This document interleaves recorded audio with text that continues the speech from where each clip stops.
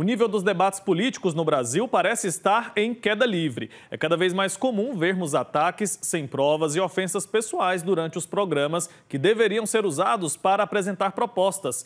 Recentemente, chegamos ao extremo de acompanhar uma agressão física ao vivo em rede nacional.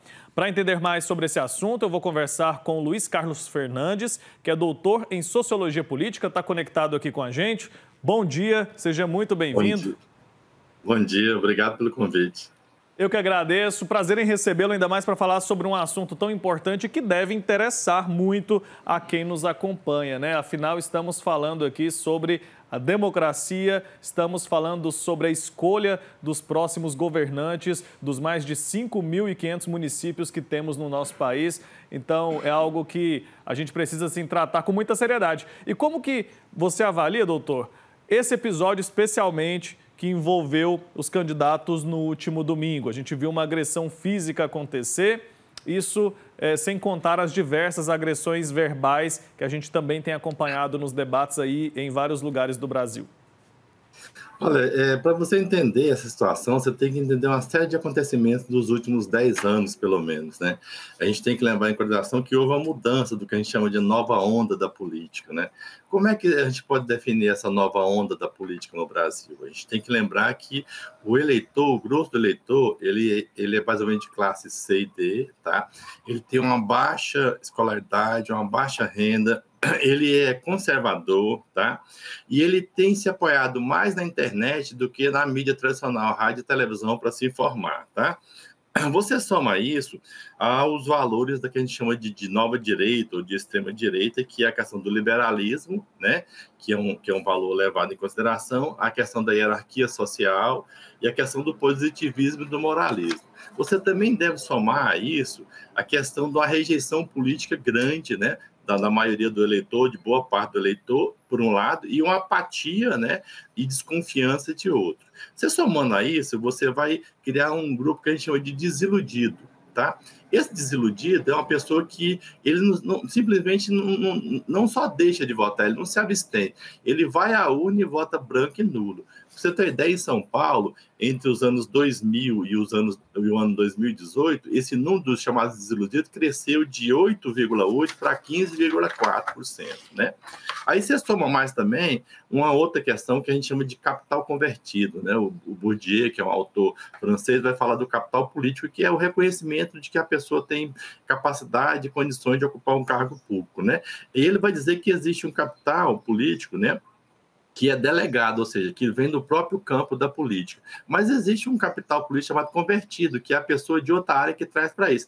E quem é que foi convertido com esse capital político? Que trouxe um capital de outro lugar e conseguiu se eleger, conseguiu prestígio político, espaço político. Geralmente são religiosos, ou são pessoas de poder econômico, ou são pessoas que vieram do campo digital. Pablo Marçal, por exemplo, é um exemplo dessa coisa. Você soma isso, o fato de duas eleições críticas no Brasil, 2016 e 2018, tá? O que essas eleições críticas acontecem? Ela tem uma somatória de crise econômica, né, com a forte polarização ideológica e com a emergência de uma terceira força, no caso, os grupos mais à extrema-direita. E aí você entra com a questão da fake news, né? Que é aquela informação incompleta, tendenciosa, falsa, né? Que busca o quê? Confundir, enganar, ludibriar as pessoas, né?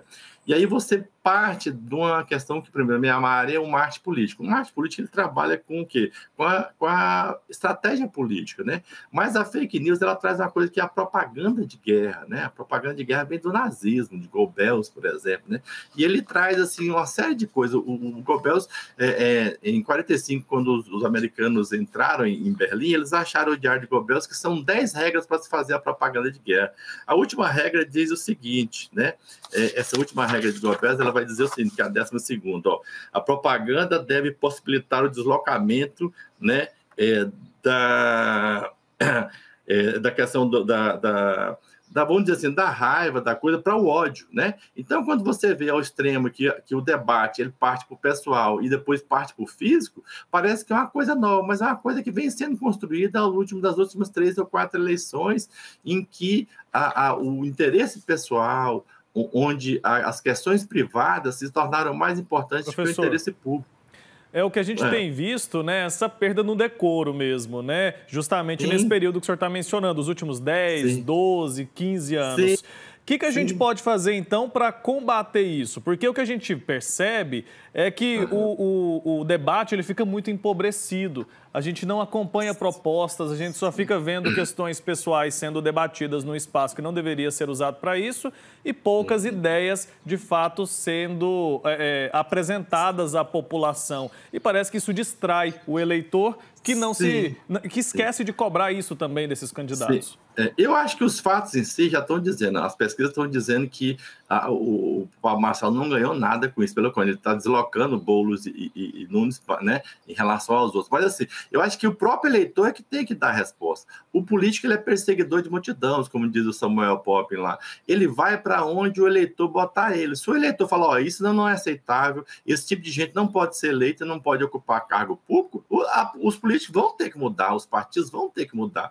Agora, se a gente achar que isso é uma arena romana, que os políticos são gladiadores, o que matar mais for mais cruel é o que vai ganhar as eleições, a gente está dando um aval para eles continuarem fazendo isso. Porque eles vão fazer o que eles acharem que dá voto. Se dá voto, tem que ser honesto, competente, sério, com decoro, com respeito pela democracia, com respeito pelo cidadão, com respeito pela sociedade, é isso que o político vai fazer. Agora, se for o vale tudo da palhaçada na rede social que der voto, é isso que eles vão fazer. Então, depende muito do comportamento do eleitor no processo eleitoral.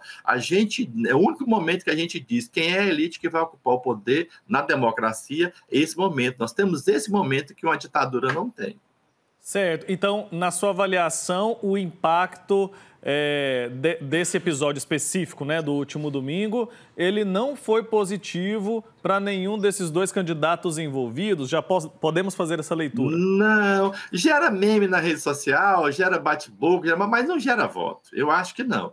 Tá? Então, assim, o que eu acho que isso? Isso tem que ficar claro que esse tipo de comportamento é inaceitável para a sociedade, para o campo político e para quem tem um cargo público. Tem que ficar claro isso. Isso aqui não é vale tudo, isso aqui não é uma arena romana. A gente está discutindo a qualidade de vida da cidade. Nós querendo o quê?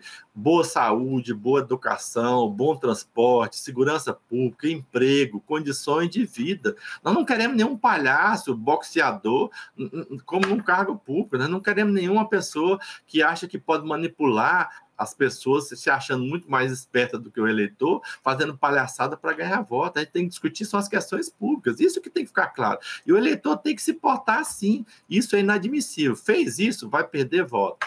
O eleitor não pode se distrair, né? Porque às vezes essa é a intenção, justamente assim que estão angariando votos. Isso não é um filme de ficção, é uma realidade que vai ter reflexo por 4 anos, dependendo da sua decisão certa ou errada.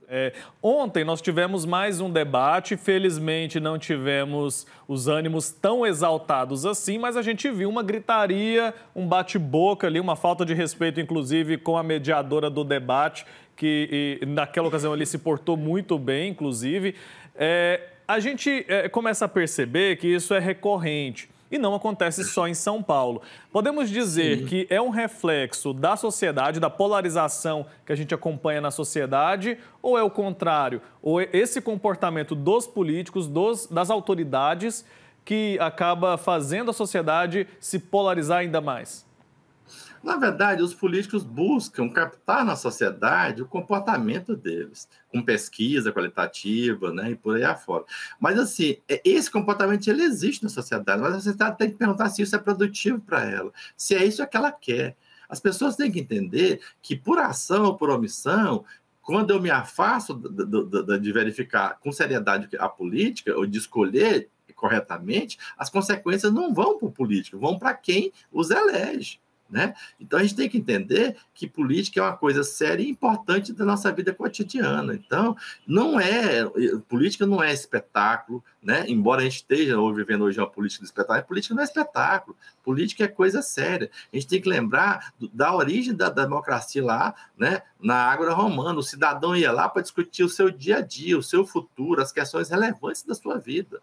Tá? E o cidadão era o máximo de importância. A política era o espaço onde o homem poderia se transformar num semideus, né? Onde ele podia ficar para a eternidade. Ele não ia desaparecer e morrer e sumir. Um bom político, ele ia ser uma pessoa que ia ser lembrada sempre. As pessoas têm que retomar isso, tanto os atores políticos como a sociedade. Isso passa também pela educação, né, Pela da educação população. e o bom exemplo, né? E o bom exemplo Exatamente. também. A gente está vendo aqui essa questão da política do espetáculo, está ficando cada vez mais claro, e a gente tem visto personalidades como, por exemplo, o caso do Datena. Datena, que está na televisão há 30 anos, já é conhecido do grande público, e pessoas como o Pablo Marçal, que também tem muitos seguidores, é muito visto na internet. Essas pessoas midiáticas, entrando na política, pode estar contribuindo para essa espetacularização da política aqui no Brasil? Sim, aquela história do capital delegado. O cara vem de um programa de policial, né, que tem uma audiência enorme naquela forma de bater o cacetete na mesa, de falar que bate e espanca, e acha que pode trazer isso para a política. Se frustrou, porque isso vale para o legislativo, para o executivo, não é assim que funciona. O outro vem das redes digitais, com coach, autoajuda, acha que pode trazer isso para a política. Isso também não funciona. Eu acho que nenhum dos dois vai ganhar muito espaço quando se discute a questão do futuro de uma cidade grande como São Paulo. Eu não acredito. Eu acho que o segundo turno não vai estar nenhum dos dois. Tomara que o eleitor tenha a capacidade ali de desenvolver um pensamento crítico a respeito dessas questões e que a gente tenha daqui para frente eleições mais tranquilas, debatendo de fato os problemas, que são muitos, né, que a gente tem em várias das grandes cidades, principalmente aqui no nosso país. Professor, muito obrigado, viu, pelo seu tempo aqui com a gente, pelas informações, por nos ajudar a pensar um pouco mais, agora que estamos a cerca de 18, né, um pouco menos de 20 dias das eleições de outubro. Até a próxima. Eu que agradeço a oportunidade. Abraço. Tchau, tchau.